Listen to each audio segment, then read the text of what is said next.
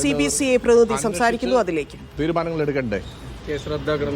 Case റദ്ദാക്കണമെന്നുള്ള ആവശ്യം നിലനിൽക്കുകയാണ്. കാരണം കേസ് റദ്ദാക്കണം. കാരണം അവിടെ ഈ സിസ്റ്റേഴ്സിനെ, നിരപരാധികളായ സിസ്റ്റേഴ്സിനെ, ഒന്നിലും ഇടപെടാത്ത സിസ്റ്റേഴ്സിനെയാണ് ഇവർ അറസ്റ്റ് ചെയ്തത്. ആയതിനാൽ ഒരടിസ്ഥാനമില്ലാത്ത ഈ കാരണത്താൽ അറസ്റ്റ് ചെയ്യപ്പെട്ട ഒരു അടിസ്ഥാനമില്ലാത്ത ആരോപണങ്ങളാണ് ഇവരുടെ പേരിൽ ആരോപിച്ചിരിക്കുന്നത്. അതിൽ നിന്ന് ഇവരെ കുറ്റമുക്തമാക്കണമെന്ന് ഞങ്ങൾ അഭ്യർത്ഥിക്കുന്നത്, തീർച്ചയായിട്ടും അഭ്യർത്ഥിക്കുന്നു. ഒരു കാര്യം, ഇനി ജാമ്യം ലഭിക്കുന്നതിന് തൊട്ട് മുൻപ് BJPയുടെ ഛത്തീസ്ഗഡ് ഘടകം ഈ സിസ്റ്റർമാരുടെ ഒരു ചിത്രം അവരുടെ പേജിൽ പങ്കുവയ്ക്കുകയുണ്ടായി. അതായത് സിസ്റ്റർമാർ ഒരു കയർ കയ്യിൽ പിടിക്കുന്നു, ആ കയറിൻ്റെ ഒരു അറ്റത്ത് കുട്ടികളുടെ കഴുത്തിലാണ് ആ കയറ്. അപ്പം ആ ഒരു രീതിയിലേക്ക് എൻ്റെ ശ്രദ്ധയിൽ അത് പെട്ടിട്ടില്ല, ഞാനത് കണ്ടിട്ടില്ല.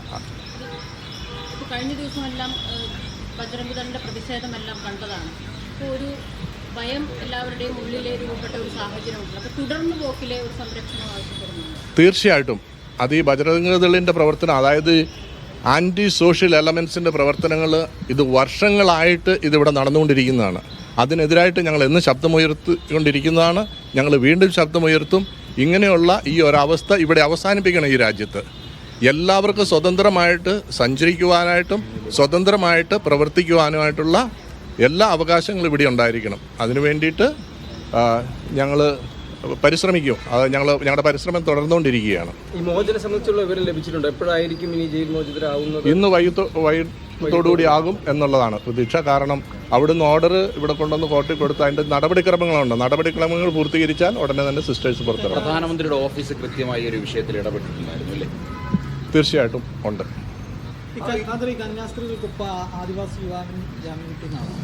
കിട്ടിയിട്ടുണ്ട്. തീർച്ചയായിട്ടും ഒന്നിച്ചാണല്ലോ ചെയ്തിരിക്കുന്നത്. ഈ പെൺകുട്ടികൾ ഈ അക്രമം നടത്തിയ ജ്യോതി ശർമ്മ ഉൾപ്പെടെ അവർക്കെതിരെ പരാതി നൽകുമെന്ന് പറഞ്ഞിട്ടുണ്ട്. അപ്പോൾ അതിന്റെ കൂട്ടത്തിൽ കന്യാസ്ത്രീകളും പരാതി നൽകുക സഭ ഒപ്പം ഉണ്ടാകും. അതിനെപ്പറ്റി ഞങ്ങൾ പഠിച്ചുകൊണ്ടിരിക്കുന്നു, ചിന്തിച്ചുകൊണ്ടിരിക്കുന്നു.